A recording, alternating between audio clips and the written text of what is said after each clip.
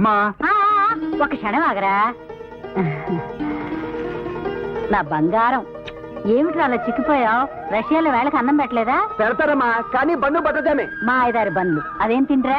ఏ వేళప్పుడు తిన్నావో ఏమో, నీకు ఇష్టమని అన్నీ చేశాను. లోపలికి పదయ్యా. ఇదిగో రేవంత్. అబ్బో, మేనేజర్ గారు వస్తున్నాడు, పదరా. అబ్బాయి రేవంత్ వస్తున్నా, పదరా.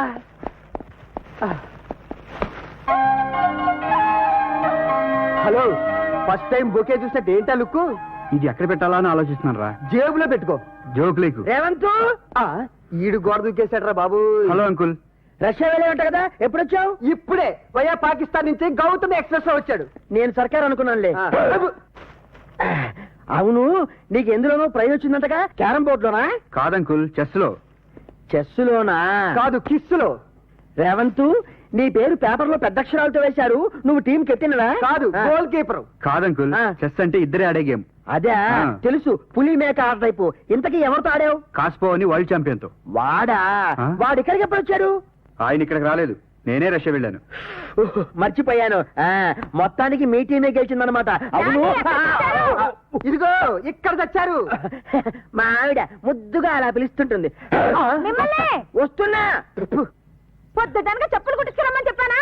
అబ్బా, ఇప్పుడే ఆ టైలర్కి చెప్పులు ఇచ్చాను. వాడు కుడుతూ ఉంటాడు. ఈలోగా నీకు తొందర. వస్తున్నా.